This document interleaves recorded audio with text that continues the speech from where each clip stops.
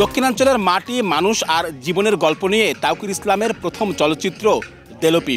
খুলনার পাইকগাছা উপজেলার দেলোটি ইউনিয়নের মানুষের নানা সংগ্রাম আর চ্যালেঞ্জের গল্প উঠে এসেছে এই সিনেমায়।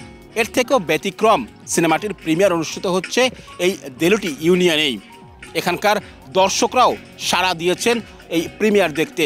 চলচ্চিত্রের সঙ্গে যুক্ত অভিনেতা, অভিনেত্রী সহ যারা কলাকুশলী রয়েছেন তারাই বা কী বলছেন এই প্রিমিয়ার নিয়ে বা সিনেমা নিয়ে, এখানকার দর্শকরাও বা কী বলছেন, চলুন দেখে আসি।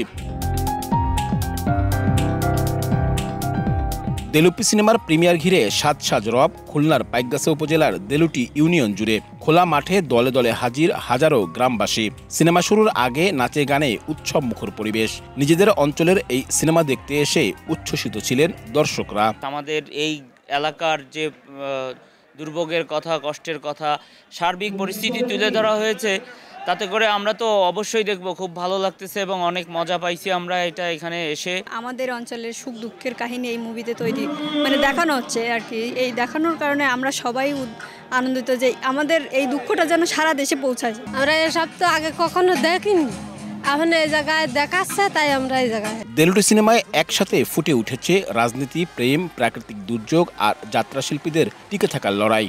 ঝড়, জলোচ্ছ্বাস ও নদী ভাঙনের বাস্তবতার ভেতরেও বেঁচে থাকার অনুপ্রেরণার গল্প এটি। খুলনার পাইকগাছার দেলোটি ইউনিয়নের সেই জীবনচিত্র থেকেই জন্ম নিয়েছে এই কাহিনী, যা দক্ষিণাঞ্চলের মানুষের সাথে দেশের প্রতিটি মানুষের মনে নাড়া দেবে। দেলোপি সিনেমার অভিনয় শিল্পীরা সবাই খুলনার বিভিন্ন ইউনিয়নের স্থানীয় বাসিন্দা। সিনেমায় নিজেদের বাস্তব জীবনের গল্প উঠিয়ে আনার চেষ্টা করেছেন তারা। সবাইকে হলে গিয়ে সিনেমা দেখার আমন্ত্রণ জানান শিল্পী, কলাকুশলীরা। এটা আমার প্রথম সিনেমা, আমার ক্যামেরার সামনে এটা আমার প্রথম কাজ, যেটা আমার জন্য খুবই আনন্দের। 5 তারিখের পরে যা হয়েছে ঠিক সেই রকমই একটা ভূমিকা আমার ছিল, আর বাদ বাকি দেখতে হলে তো হলে যাওয়া লাগবে। দেলোপি হয় না যে আমরা এক পা চিন্তা করতেছি, সামনে এক পা এগোবো, কিন্তু এরকম দর্শক যদি আমাদের সাড়া দেয় তাহলে মনে হয় আমরা আরও 10 পা সামনে যাইতে পারবো। সিনেমার গানগুলোতেও রাখা হয়েছে গ্রামীণ আবহ, যা গল্পের সাথেই মিশে থাকবে। সিনেমাতে আসলে যাত্রার একটা বিষয় খুবই প্রমিনেন্ট। তো আমাদের প্রথম থেকেই আইডিয়া ছিল হচ্ছে আমরা যাত্রা কেন্দ্রিক যেসব সঙ্গীতের যন্ত্রপাতিগুলো হয়, যে ইনস্ট্রুমেন্টগুলো হয়, ওই যন্ত্রপাতিগুলো ইউজ করেই আসলে আমরা পুরা সিনেমার মিউজিকটা করব। এবং গানেও হচ্ছে আমরা ওই ফ্লেভারটাই রাখার চেষ্টা করেছি, একদম একটু র ফিল,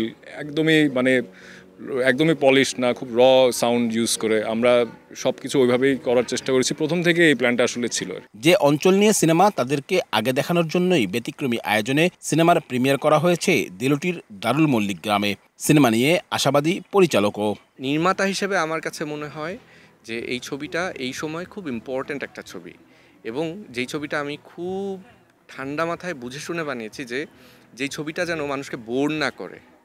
কারণ আমি আসলে এই সময়টাকে তুলে ধরতে চাইছি এবং মানুষ যেন রিকল করতে পারে যে এই টাইমে আমরা যেই অস্থিরতার মধ্যে আছি, এই অস্থিরতাটা যেন সে ফিল করতে পারে এবং সেইটা সে বোর না হয়ে যেন এন্টারটেইনড হতে পারে এবং ফিল করতে পারে জিনিসটা। আগামী 7 নভেম্বর খুলনায় আনুষ্ঠানিকভাবে মুক্তি পাবে এই সিনেমা, আর 14 নভেম্বর থেকে দেখা যাবে সারা দেশে।